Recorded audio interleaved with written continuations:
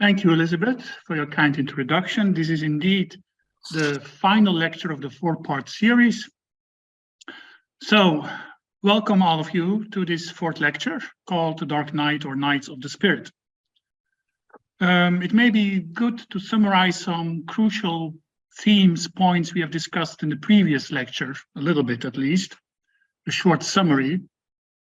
We have seen in the past lectures that the spiritual journey that St. John describes towards the union of God has indeed as a main purpose, through the several nights we have already explored, to get to a genuine experiential and mystical knowledge of the indwelling of God, resulting in the end, ultimately, to a transformation into God, to really becoming like God. Already in the beginnings of Christianity, the main objective was called in Greek theosis, which you can translate as deification. Becoming godlike, becoming, or better, re-becoming the image and likeness of God. But obviously, the trajectory that has to be followed goes to different stages.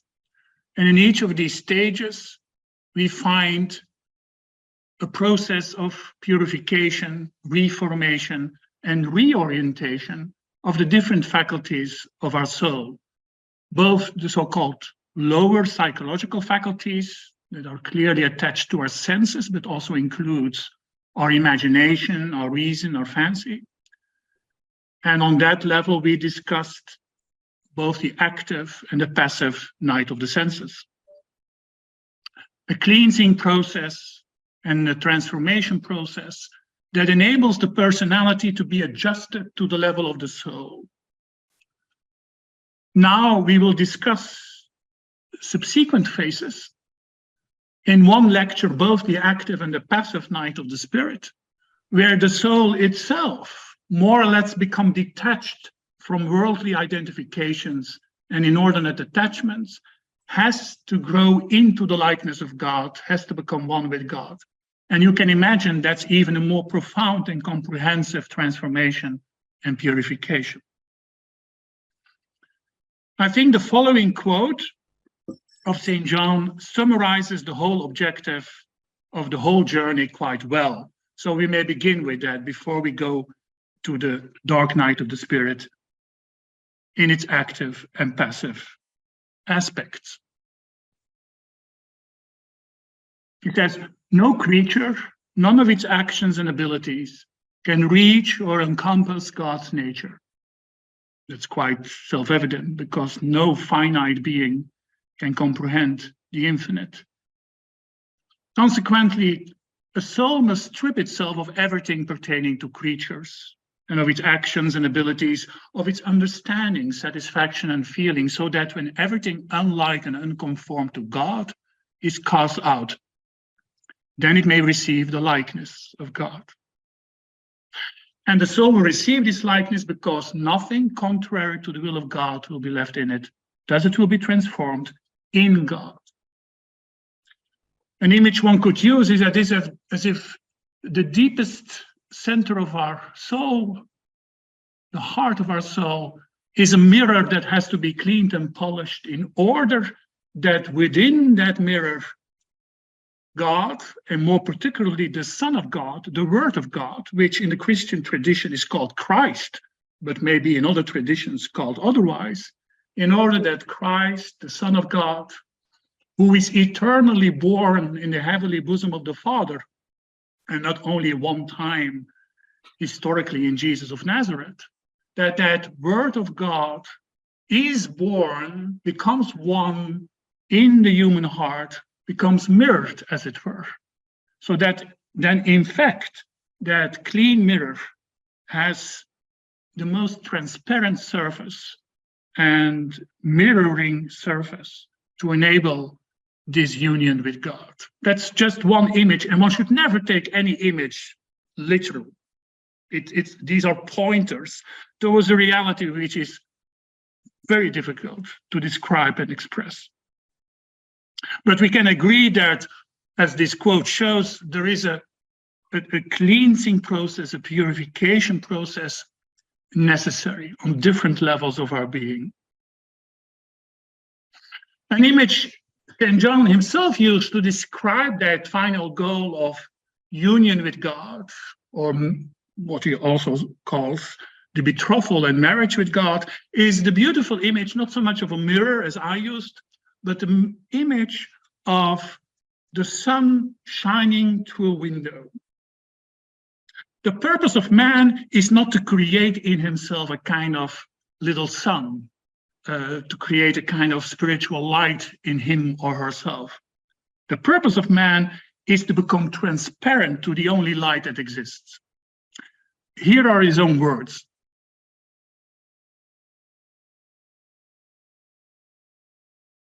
If the window is totally clean and pure, the sunlight will so transform and illuminate that to all appearances the window will be identical with the ray of sunlight and shine just as the sun's ray. Although, and this is very important, although obviously the nature of the window is distinct from that of the sun's ray, even if the two seem identical, we can assert that the window is the ray or light of the sun by participation. So what he says is, if the window is clean, and the window represents the soul on all its levels, high and low, and the sun, the light of God, shines through it, in the experience of the soul, it's almost indistinguishable, just like for us who look through the window, what is the light and what is the window. Although, of course, they are naturally distinct, because the soul is a creature and God is the creator, or the soul is emanated, and the one is a source of emanation, no matter how you put it. In the mystical experience, it is as if they are one, but they are one by participation. They are not one by identity or by absorption. That's the strength of this image. So unlike another image where, as it were, the soul is depicted as a drop that becomes one with the ocean, but then loses its individuality forever, this image is, I think, more correct, especially from a theistic tradition like Christianity and the mysticism that is grounded on that the union with God is a relational unity by love, not an identity unity by absorption. He continues by stating, the soul on which the divine light of God's being is ever shining, or better, in which it is ever dwelling by nature, is indeed like this window. Yet truly its being, even though transformed at that final stage of the journey, is as distinct from God's as it was before. Just as a window, although illumined by the ray, has been distinct from the ray's being. And the whole journey can be summed up in a certain way as the cleansing process of that window. Here again, it should be familiar by now. I think so. We see the general diagram that we have discussed and presented in several lectures that shows us the whole trajectory in a nutshell. As we have already explained, the journey towards union of God is threefold. A stage of purification is followed by a stage of illumination, and then leading to union. And what we have until now discussed is primarily the active night of the senses and the passive night of the senses, which is typical, representing the transition from purification to illumination, or from the sensual part of the soul to the spiritual part of the soul. And today we have to reflect on the active night of the spirit, and we also will say some words on the passive night of the spirit. And that's very complicated, very difficult, because you can imagine that since we're not talking about a very high level of purification and how would I say it, adjustment and reorientation of the spiritual faculties that belong to the soul. You can give a lecture on that, and I will try to do that, but we're talking about a level of experience that, according to St. John and all the mystics, is quite rare. And is also not really necessary for everyone. Only a few people who are called, and one may doubt whether it's really a blessing, by the way, to experience this active and passive night of the spirit. And of course, they can only be experienced in a healthy, ordered way if one genuinely follows an authentic spiritual path that guarantees this natural process and also supernatural process. With that I mean divinely operated process, as it's here depicted in this image of a staircase. Having said that, I also want to remind all of us that this image of a staircase, although correct, is also very limited, because it gives the impression that when one stage is reached, then the previous stages can be left behind, but that's of course nonsense. The previous stages are exactly the foundations for what follows. And the other way around, it's perfectly possible while one is still in the phase of purification, in the beginner stage, that one gets glimpses, premonitions as it were, of what is central in the night of the spirit, or even experiences of union with God, which is as a state of being, and not just as a temporary experience, the final stage. So please keep in mind that this is not completely a linear chronological process, which makes it difficult for a spiritual director to correctly assess which experiences and in which phase the disciple goes through. And which also explains that without a spiritual director, one may very easily go astray. Now, the passive night of the senses is, as we have discussed, the transition, the final transition from purification to illumination.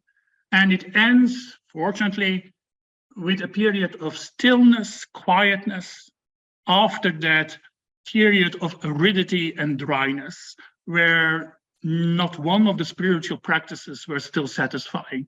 And the purpose for that aridity was that one would get detached, thanks to the grace of God, and not only through one's efforts, because it's exactly one's own efforts and the obsession with that that creates the problem.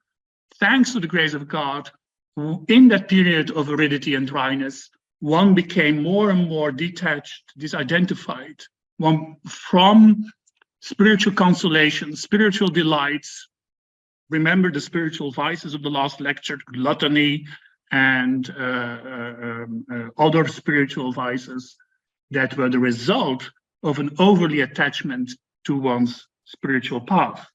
And when that sphere, that period of aridity is over, one also has, what could say, survived a crisis in one's prayer and meditation life, because part of that aridity is that one no longer is drawn towards mental and discursive studies and meditations and prayer, but more to a contemplative, still prayer, the prayer of the heart, as it's called in the tradition.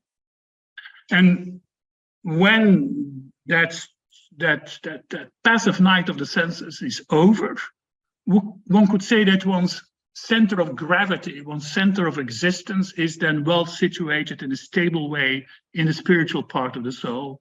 And one then experiences also a stable peace and more intimate, less egocentric relationship with the beloved. And this quote, which I love a lot, because it's very consoling, summarizes the end of the passive night of the senses. The love of God is now practiced because the soul is no longer attracted by sweetness and consolation, but by God only.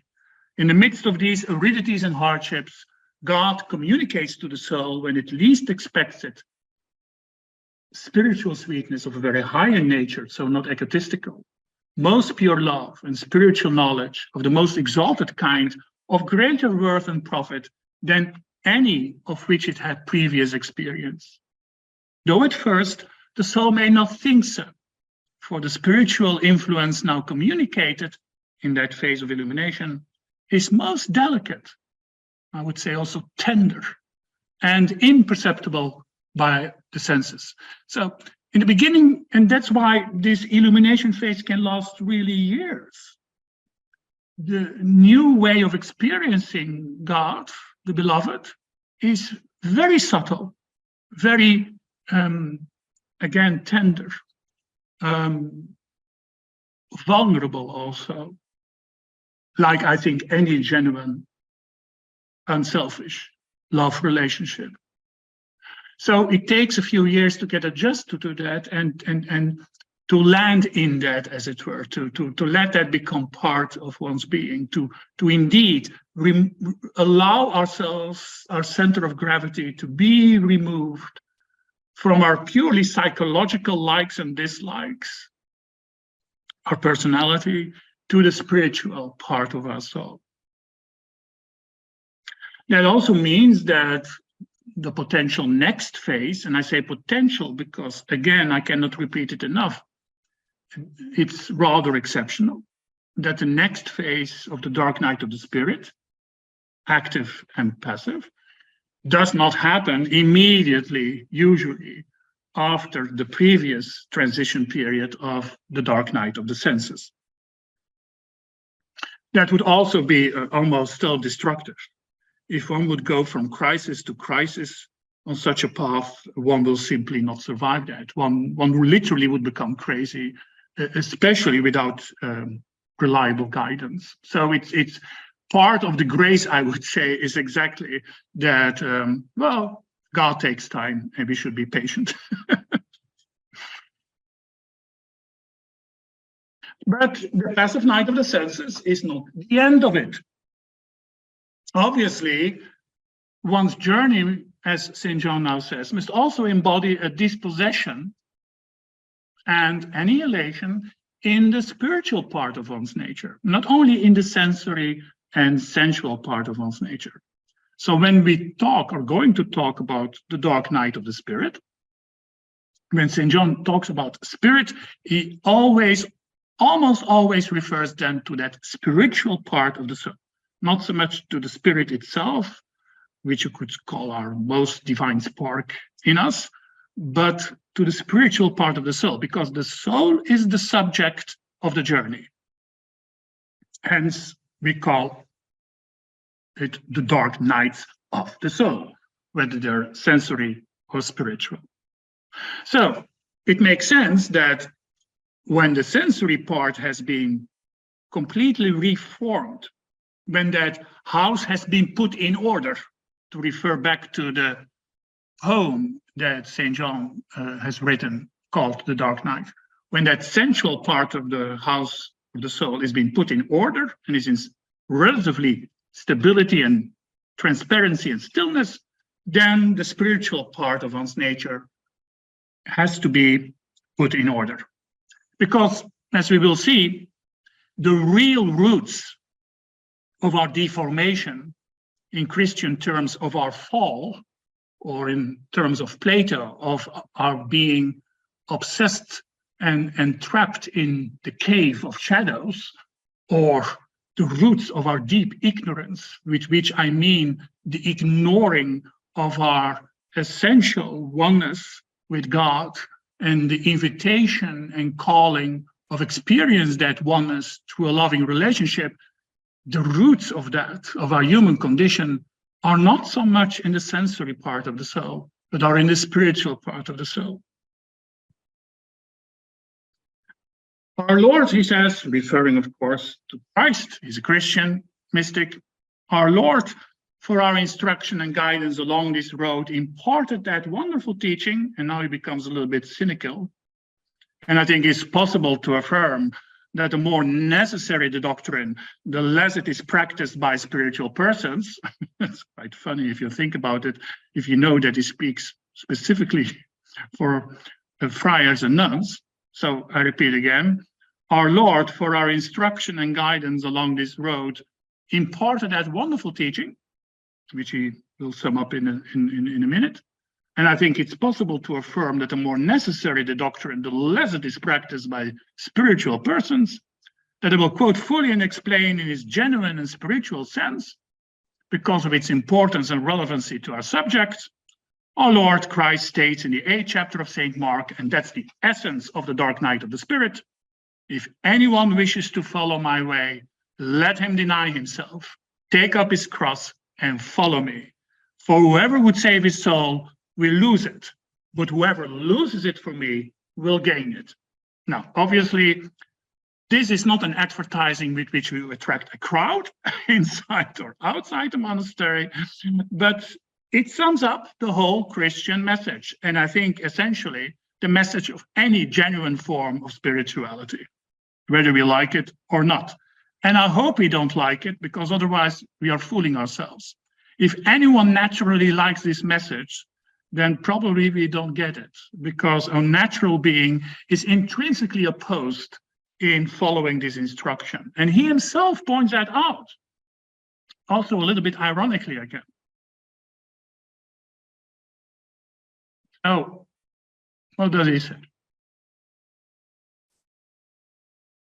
Many think, he says, the so-called spiritual persons to which he referred, that denial of self in worldly matters is sufficient, without annihilation and purification in the spiritual domain, in the spiritual part of the soul. But he fully disagrees with that. You know, as we already pointed out in the early lecture, it could mean that a superficial form of materialism is simply replaced by a spiritual form of materialism. And he points that out as follows. Because when people are confronted with the message of self-denial, so when the pure spiritual cross and nakedness of Christ's poverty of spirit is offered in dryness, distaste, and trial, which we already experienced in the dark night of the senses, they run from it as from death and wander about in search only of sweetness and delightful communications from God, which are now, of course, although more genuinely and altruistically experienced, a very strong reality. Well, such an attitude is not the hallmark of self-denial and nakedness of spirit, so of the spiritual part of the soul, but the indication of a spiritual sweet tooth. That's very well put. And therefore, he says, I should like to persuade spiritual persons that the road leading to God does not entail a multiplicity of considerations, methods, manners, and experiences, though in their own way, these may be a requirement for beginners, but demands only one thing necessary: true self-denial, exterior and interior, true surrender of self, period. Now, listen very carefully. He doesn't say that methods, manners, experiences, considerations, practices are not relevant, but they are primarily relevant for beginners.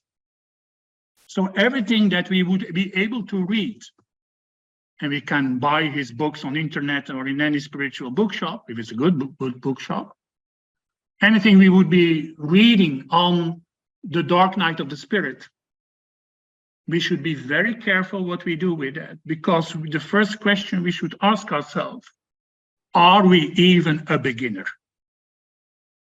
If not, then we should be careful not to mistake a so-called attraction to silent contemplative prayer as an excuse for forms of other practices that are more discursive and mental and require more studying.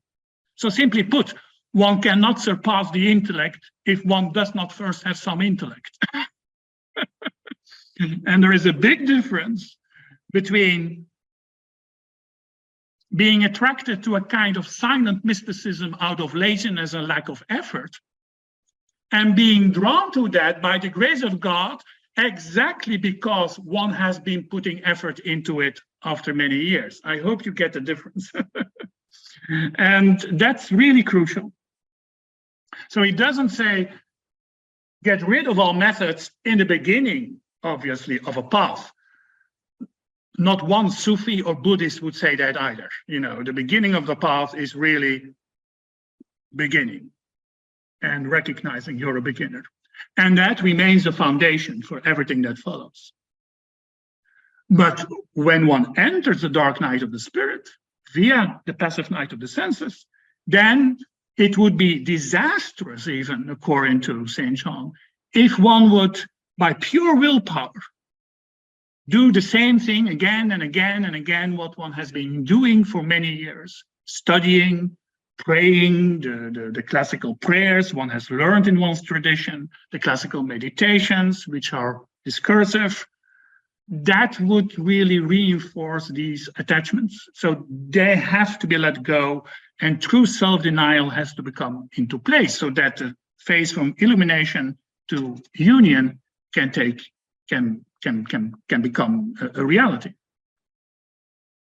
So if we would now link that to St. John's Anthropology, so his view on man, the different levels and faculties of the soul, as we already introduced that in our first lecture, we may, in a different way than with the staircase, be given a kind of a map that tries to put this as simply as possible, the stage that we will now have to describe of the dark night of the spirit, active and passive. So here we have the classical tripartite division of man, which is typically of the Christian tradition to which he belongs, but I think is also quite universal in one way or the other, where the soul, our living experience, is bothly attached to a personality and becomes identified with it, and is rooted in the spirit, where the dark night of the spirit has to be experienced, just like the dark night of the senses was experienced on that lower part. So we already know this correspondent, that the dark night of the spirit and the dark night of the senses correspond with the sensual part of the soul and the spiritual part of the soul. We have stated at different times. And the cleansing of the senses we have mentioned in the previous lectures. St. John talks about 7 senses instead of 5. I may have casually mentioned that, but not given too much attention to it. The 5 corporeal senses we all know, like tasting and smelling and seeing and hearing, etc. But also the ordinary sense of imagination and fancies, where fantasy in his day and age were portrayed as senses belonging to our ordinary natural psychology. And that makes sense because, in all honesty, it's even these two, imagination and fancy, which is also very much preoccupied with past and future and engulfed and obsessed by time, horizontal time, with expectations and fears and likes and dislikes. It makes sense that it's even more our imaginations and fancies which are a problem than the senses itself. You know, it's because we want something and we can imagine to want something, even a spiritual goal, that we can become attached to it. And I think that's also true for addictions. You know, an addiction is not only the use of drugs. That's not the only part of the suffering of addiction. The addiction continues even between periods of lucidity because one is constantly thinking of the next drug one has to take, or is fearful of, for example, withdrawal symptoms. So, you know, that analogy may be a good one. We compare it with addiction because it shows that our whole psychology is really worldly oriented, and not only via the senses, but also via our imagination and our fancy. Now, on the spiritual level, the tradition to which St. John belongs also recognizes not so much senses, but faculties of the soul, the so-called higher faculties of the soul. And they are called the will, memory, and the intellect. And these are typical within the Christian anthropology of his day and age. You can also find these already with St. Augustine and other church fathers, and almost all the mystics follow that idea that intellect, memory, and will are the spiritual faculties of the soul. Now, very important, these terms have a much broader meaning in the Middle Ages, when St. John lived, than we currently use these terms. With intellect, for example, is not only meant discursive thinking and reasoning. It includes that, but it is also the organ of contemplation, an organ of intuitive intellection and understanding, which allows us, if it's purely emptied and transparent, and that's the process that it has to undergo through the dark night of the spirit, if it's purely transparent and emptied, then it can reflect the divine truths. It can even reflect and know God himself. Also, memory is not only memory of factual information, but also spiritual memories, memories of spiritual experiences we had, for example. And the will, you could replace that as with intentionality and all the affections that go with it, including joy and fear and pleasure. So what we should remember is that these three faculties have in themselves also a spiritual dimension where they're rooted, but if they are not cleansed and transformed, then we only recognize them in the lower manifestation as our ordinary thinking, our ordinary memory, and our ordinary will. Now, what is now necessary in the dark night of the spirit, first actively and then passively, is that these three faculties become reoriented, transformed, but more importantly, darkened, emptied, so that they become one with God. Because it's through these three faculties working as one that the union with God can become a reality in our experience. And obviously that's not possible if our intellect and memory and will, no matter how liberated from the senses, thanks to the night of the senses, obviously the intellect and the memory and the will cannot be participants to that union if they are full with anything else than the possibility of the divine. Now, how will that cleansing process begin? How can that emptying be a transformative process to which the human being has to be first actively involved and then passively has to undergo? Well, here we have a specific dimension of St. John's teachings, which is, if you first hear that, may be strange, but I will try to explain that as best as possible, although limited. What the cleansing process, now let me put it differently. The cleansing process of the intellect and the emptying process of the intellect and memory and will are realized by what is called in the tradition the so-called theological virtues of faith, hope, and love. And I will explain that in somewhat more detail in the rest of the lecture. So the so-called three theological virtues, that's how they are named in the tradition. Faith will darken the intellect, and of course, we immediately have certain associations with the word faith, so that has to be clarified. The memory will be emptied by hope. That doesn't make any sense maybe now for you, so we will have to clarify that too.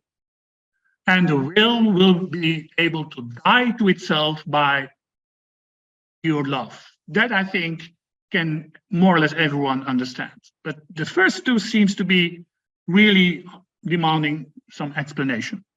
Now, I can only scratch the surface because the whole book 2 and 3 of the Ascent on the Mount of Carmel is about this. So don't expect me in 1 hour lecture, hopefully 1 hour, I can fully make that clear. But I hope and be able to manage to give you the main message that John wants us to give.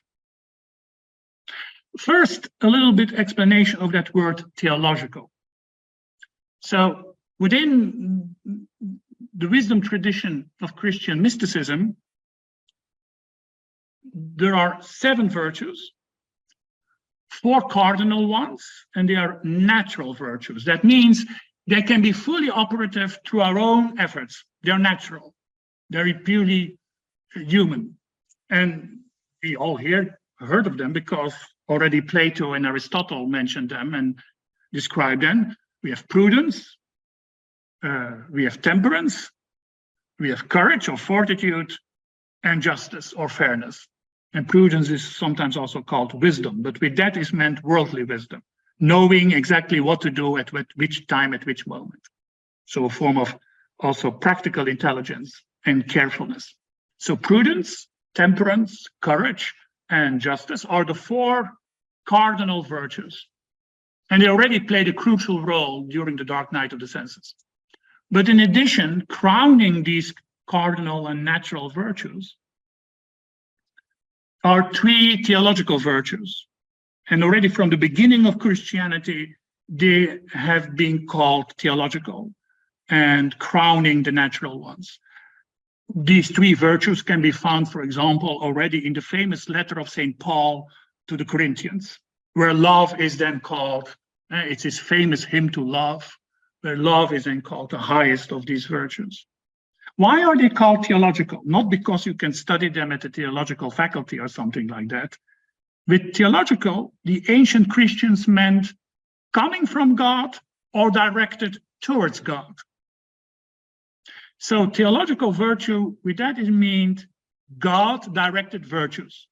So clearly, with faith, we are not simply thinking about blind belief in certain doctrines out of sentimental attachments or ideological concerns.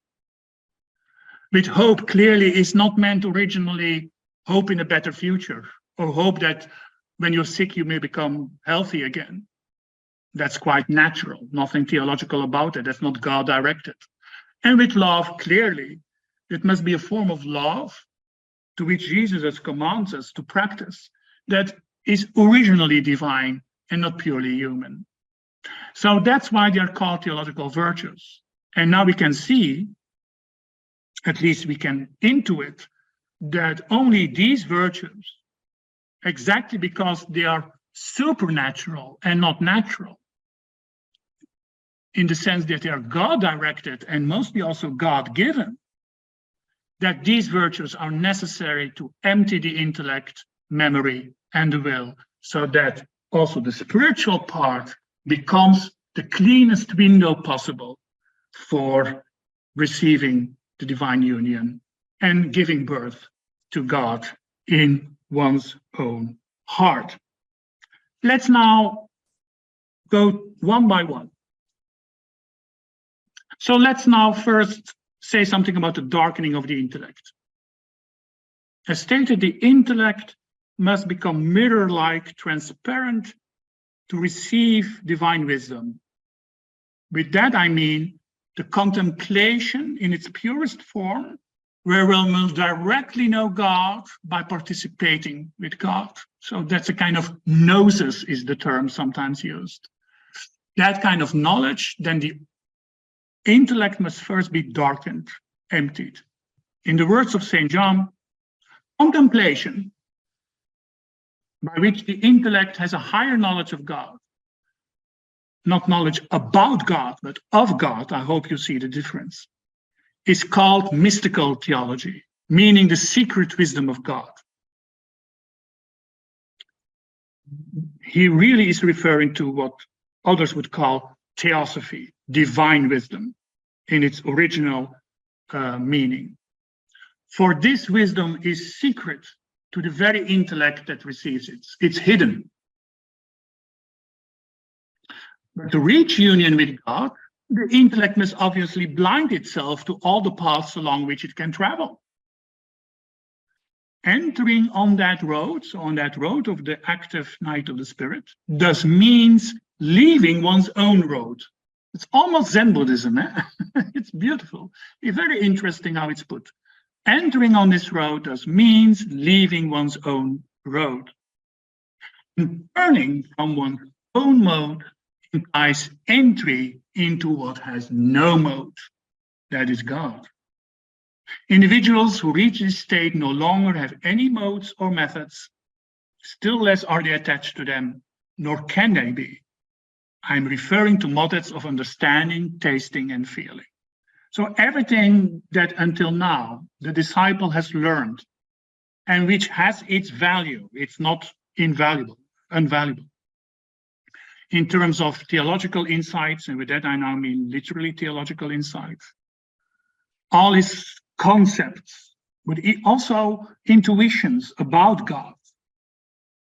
You know, until now, the person found certainty and security in everything he or she knew about God. And of course, within the Christian tradition, that meant anything he or she understood about the transcendence of God, the immanence of God, the Trinity, the difference between Father, Son, and Holy Spirit, that God was love and is love, that out of this love, the Son of God incarnated in Jesus Christ, etc., etc., etc. You know, but you could translate the same idea to any other form of doctrine. But St. John, of course, talks about the way within Christianity all these things have been formulated, all these dimensions of the divine, and specifically also the nature of Christ. That may all be well, that's not wrong, but it's not Christ himself, period. It's not God himself, period. Any knowledge, no matter how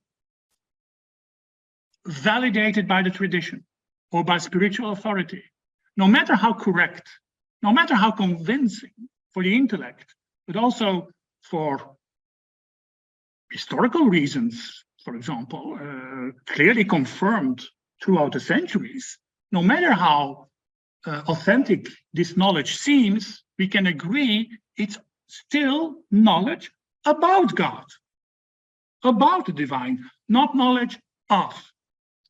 I think we can agree on that. Even when that knowledge originally stems from people who had authentic experience, for us, that's simply not the case. We have to be honest. We may be attracted to certain ideas about God, but any idea about God, even when it's accurate, is not God himself. So if we try to find certainty in what we know about God, now the intellect has to empty itself from that certainty. And I hope you see that's a bigger ordeal than the emptying during the dark night of the senses.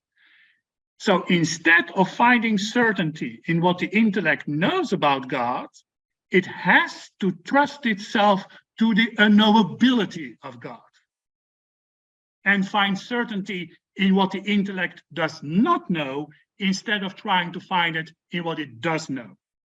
Now, that's the darkening that is necessary, and the spiritual, remember, theological virtue that enables it, according to St. John, that's called faith in its highest meaning. It says faith is a certain and obscure habit of the soul. You could also call it a quality of the soul, which already makes clear that we are not talking about ordinary faith. It is an obscure habit because it brings us to believe and putting our trust in divinely revealed truths that transcend every natural light and infinitely exceed all human understanding. As a result, the excessive light of faith bestowed on the soul is darkness for it. A brighter light will eclipse and suppress a dimmer one. So this form of faith, exactly because it's directed towards the unknowability of God, is for the intellect so bright that we experience this as a darkening. I hope you more or less understand what he says here. Sun so obscures all other lights, that's the comparison he makes, that they do not seem to be lights at all when it is shining. And instead of affording vision to the eyes, it overwhelms, blinds, and deprives them of vision. Similarly, light of faith in its abundance suppresses and overwhelms that of the intellect. For the intellect, by its own power, extends only to natural knowledge, though it has the potency to be raised to a supernatural act whenever our Lord wishes. And with supernatural, it's not meant something super paranormal or something like that, but divine. So it's very obvious that the faith that is talked here about is, to put it very concretely, not so much the belief that God exists in a certain way, because one already knows that. You know, don't forget, St. John is a Christian mystic. The public he addresses are all believers. There is no one who doesn't believe that God exists. There is no one who doesn't believe in the existence of Christ. There is no one who didn't believe in the Trinity. Otherwise, they would not be Christians. But that belief has to be emptied, no matter how valuable, because it has to be replaced not by belief that God exists, as described in the tradition, but believe in God himself. Trust in God himself, although one doesn't know anything more about God. It's pure, in that sense, it's blind belief, in the sense of blind, unconditional trust. And it's called blind because the light to which one surrenders one's intellect is like the light of the sun blinding us. So this is really a supra-rational faith, and it's necessary to go to the union of God. Without that faith, it will never work. So it's really, really beautiful to comprehend its faith in the sense also of trust in God. You know, if I meet my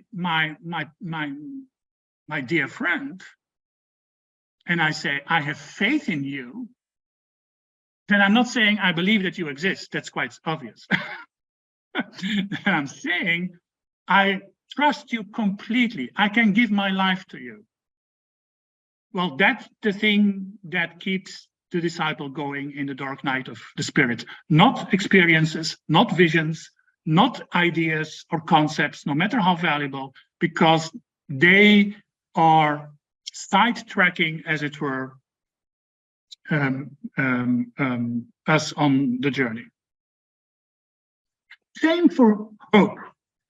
Again, this is spiritual hope, a theological virtue, not a natural virtue that John is talking about. And that has to empty the faculty of the memory. What is meant by that? Let me quote him first. The theological virtue of hope undoubtedly puts the memory in darkness and emptiness as regards all earthly and heavenly objects. Hope always pertains to the unpossessed object, to that what is not there, otherwise one would not hope. If something were possessed, there could no longer be hope for it. As a result, this virtue also occasions emptiness, since it is concerned with unpossessed things and not with the possessed object. It's rather complicated, but allow me to explain this, because you may not immediately see a connection between memory and hope and why transcendental spiritual hope cleanses the memory, which is necessary in the dark night of the spirit. Well, the way John describes it is that our memory is closely connected to our ordinary hopes. And I think he's brilliant when he tries to explain that. How? How is that connected? Well, isn't it the case that a lot of our hopes in ordinary life are exactly influenced and based on our memories of the past? We use all our experience we have, all our remembrances, especially the most happy ones, fruitful ones, consoling ones, as a ground for hope. But do you see that that hope is dependent on our memory, on the content of what we have experienced and known, and is therefore what you could say horizontal?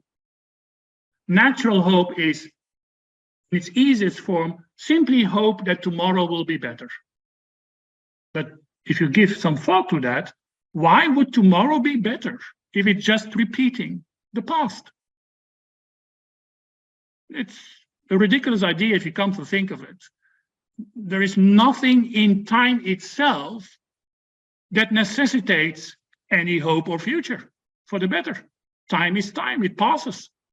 Whether the future will be better will be depending on whether within time something of a vertical nature enters into the picture. Otherwise, history will repeat itself, whether in our own biography or in the world. And if you doubt that, just look at the news. So St. John will be very critical to that popular modern notion that there is a kind of automatic spiritual evolution and that everything will become better simply by the passing of time. A completely ridiculous idea for anyone who studies history. True hope lies not in front of us, as if there would only be one dimension, the dimension of linear time. True hope is theological, again in the original meaning of the word. It lies above us. And that's a hope that has to empty the memory. And he makes it very practical. If you allow me to read very practical advice, what that means, he says, the following must be kept in mind. Our aim in the dark night of the spirit is union with God in the memory through hope. And we now know what that hope is. It's a vertical hope. It's hope in God himself. Period, not in anything else. What souls must therefore do in order to live in perfect and pure hope in God is this: as often as distinct ideas, forms, and images, even images about God, occur to them, they should immediately, without resting in them, turn to God in its unknowability, with loving affection, in emptiness, and everything of everything rememberable. So this is really, I think, brilliant, a good way of putting it out. The spiritual hope empties the memory.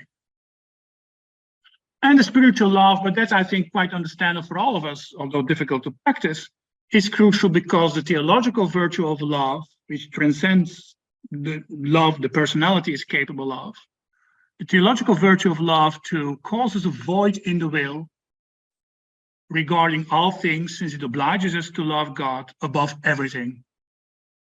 We have to withdraw our affection from all in order to center it wholly upon God. As Christ says through St. Luke, whoever does not renounce all that the will possesses cannot be my disciple. And as you can imagine, with that, you don't get a big crowd either. The remaining 10-15 minutes, I would like to devote to the passive dark night of the spirit, which is a continuation of the emptying of the intellect, the memory, and the hope, but now no longer by one's own efforts, but because, as in the passive night of the senses, divine grace takes over. Now, what is then the difference with the previous nights, especially the passive night of the senses? You know, was that not enough, one would say? No, because as mentioned, the roots are situated in that spiritual part. And he uses that image of roots and branches.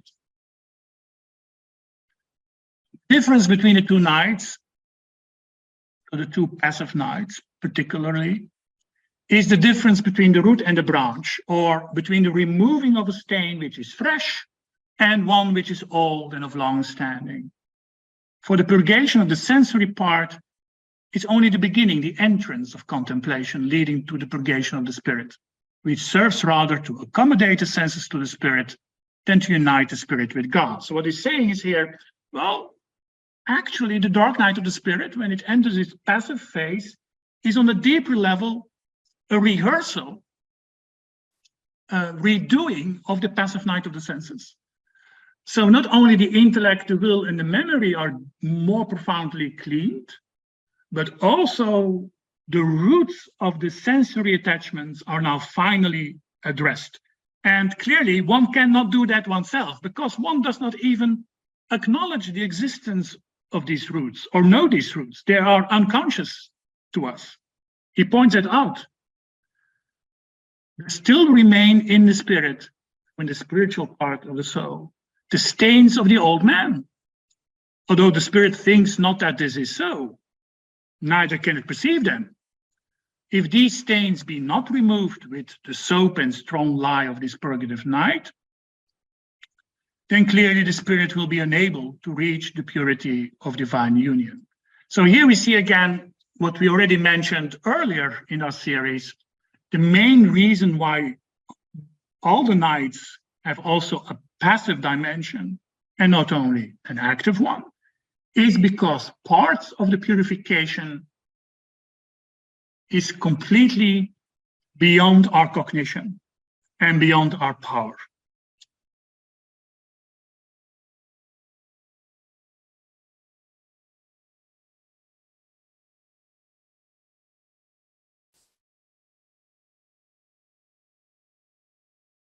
Since this is a process that one passively undergoes, and again, it's quite exceptional,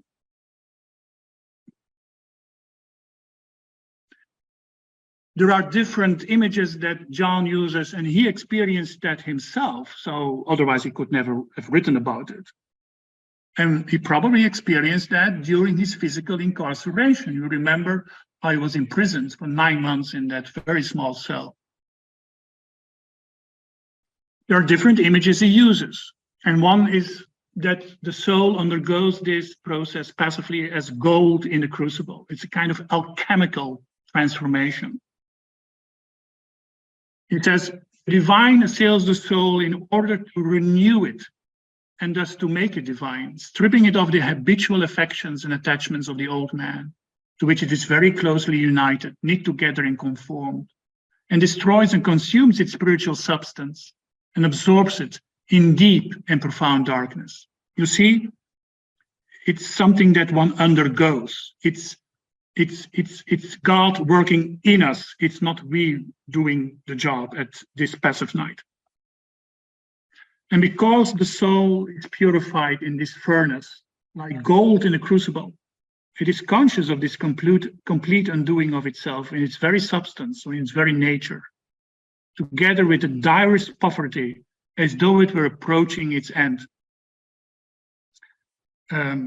Well, for those who already thought that the dark night of the senses was painful and distressing, think again. The dark night of the spirit, the passive night of the spirit, is really, well, in St. John's own terms, unbelievably painful and therefore exceptional. And it resembles the Passion of Christ. You know, the whole narrative of the Passion of Christ, this crucifixion, is exactly that passive dark night of the soul. While you could say his temptations in the desert resembles more the night of the senses. But I come back to that when I finalize this lecture. So another image would be like wood thrown into the fire of divine love in this case. And that's a beautiful image, I think. It clarifies a lot because the fire will, the wood will experience the fire, of course, as painful if it would be able to feel. And although the flames are flames of divine love, it definitely doesn't feel that way. And the pain is not so much the result of the heat of the fire, but of the resistance of the wood in that image. The material fire acting upon wood, that's a good image. First of all, begins to dry it, to dry the wood, but driving out its moisture and causing it to shed the water which it contains within itself. No wonder that the passive night of the soul is accompanied by a lot of tears. And then it begins to make it black, dark, and unsightly, and even to give forth a bad odor. And as it dries it little by little, it brings out and drives away all the dark and unsightly accidents which are contrary to the nature of fire. That's symbolical for the fact that that dark night, that passive dark night, that fire makes visible, conscious, and therefore it's an ordeal in the trial, all the imperfections of we thought they would not exist anymore. And they give a bad smell symbolically. They're black, they're dark, but they have to be absolved. They have to be purified. And finally, it begins to kindle it externally and give it heat, and at last transforms it into itself and makes it as beautiful as fire. But that's the end stage, of course. And it's important, especially for the person who undergoes this, but also for us, to constantly remember this is the act of love. It doesn't feel that way, it feels completely the opposite, but it's love in action. The words of John, the very fire of love, which afterwards is united with the soul at the stage of union and glorifies it, is that which previously assails it by purging it. Just as a fire that penetrates a log of wood is the same that first makes an assault upon it. And this is beautiful what he says. This flame of love is the spirit of its bridegroom, the beloved, Christ. In this preparatory purgation, the flame is not bright for a person, but dark. It is not gentle, but afflictive. It's not delightful, but dry. He finds relief in nothing, nor is there a thought that consoles him, nor can he even raise his heart to God. So oppressed is he by this flame.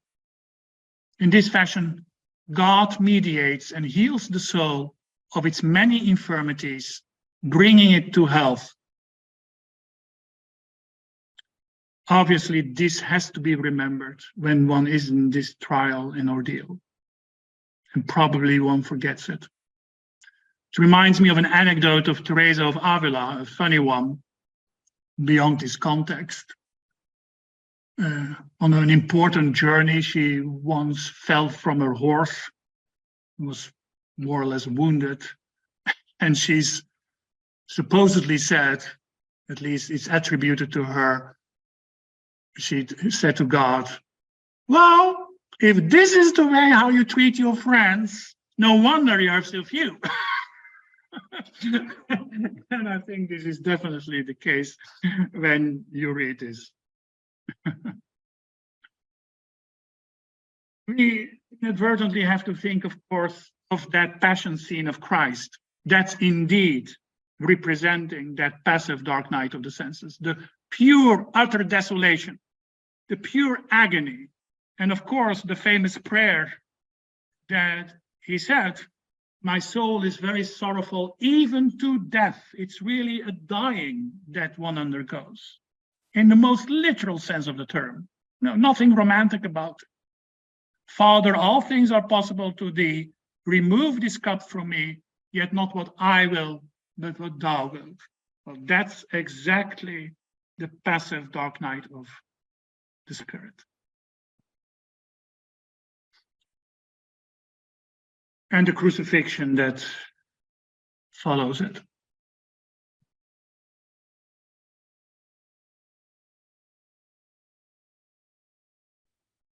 As a result of this, John says, the soul feels itself to be perishing and melting away in the presence and sight of its miseries, in a cruel spiritual death, even as if it had been swallowed by a beast and felt itself being devoured in the darkness of its belly, suffering such anguish as was endured by Jonas in the belly of that beast of the sea.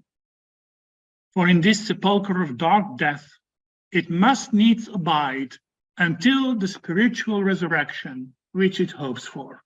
Again, a clear allusion to the resurrection of Christ, which in the passive night of the Spirit, the disciple will undergo himself. And everyone knows that famous image of Jonas, who was caught in the belly of the whale, of the beast of the sea. Here, John uses that as a powerful image of indeed being entombed, being led in a kind of grave from which one has to come out after that night. I think a good image, and I'm now slowly concluding the lecture with that image, and I will end with a quote of John, who describes his own passive night and therefore the end of the journey for him. A beautiful image is, I think we can use here, the one of a cocoon Because think of a cocoon. When a caterpillar stops being a caterpillar, and one could say that it stops being living on the level of the senses, because that's what a caterpillar does, symbolically. And a caterpillar only can live horizontally, it cannot fly, cannot have a vertical life like a butterfly. In order that the caterpillar can become a butterfly, it's not going via a certain kind of techniques, create artificial wings on its caterpillar body. It's not going to perfect its caterpillarship, if you know what I'm saying. It has to die in all senses of the word. It has to die. It envelops itself in a cocoon. That's the active dark night of the spirit, making that cocoon. And within that cocoon, it stops doing anything. It dies. If you would cut up the cocoon, the grave, so to speak, of the caterpillar, you would not find anything that looks like a caterpillar, neither a butterfly. It's mushy. It's complete. Yeah, it doesn't seem even to be a being anymore. It's really dead, lifeless. And within the silence and the darkness of the cocoon, of the grave, if you understand the image I'm using, it's exactly the transformation process that has to happen passively. It has to be undergone passively, receptively, in order that the butterfly can come out of the cocoon, can come out of the grave. Beautiful image, if you think about that. So, yes, it's a process of decay. It's a process of suffering and death. But the soul suffers all these afflictive purgations of the spirit to the end that it may be begotten anew in spiritual life by means of this divine inflowing. And in these pangs may bring forth the spirit of salvation. And not surprisingly, if you look at images of the resurrection, there you see how the dark night of the spirit is undergone and results into a complete new way of being, a resurrected way of being. Like Christ goes out of the grave, it's like a caterpillar out of the cocoon. And with that, I would like now to conclude with literally let John speak about his own dark night without any comments, because everything comes together here, and that will be the end of this lecture, and we have 5 minutes break. He says, in poverty and without protection or support in all the apprehensions of my soul, that is, in the darkness of my understanding or intellect, and the constraint of my will, in affliction and anguish with respect to memory, remaining in the dark in pure faith, which is dark night for these faculties, I went forth from myself, that is, from my low manner of understanding, from my weak mode of loving, and from my poor and limited manner of experiencing God. And this was a great happiness and sheer grace for me, for I went forth from my own human dealings and operations to the operations and dealings of God. That is to say, my understanding went forth from itself, turning from the human and natural to the divine. For when it is united with God by means of this purgation, its understanding no longer comes through its natural light and vigor, but through the divine wisdom wherewith it has become united. And my will went forth from itself, becoming divine. For being united with divine love, it no longer loves with its natural strength after a lowly manner, but with strength and purity from the Holy Spirit. And thus the will, which is now near to God, acts not after a human manner. And similarly, the memory has become transformed into eternal apprehensions of glory. And finally, by means of this night and purgation of the old man, all the energies and affections of the soul are wholly renewed into a divine temper and divine delight. And with that, I would like to conclude this lecture and also this final part of the lecture series.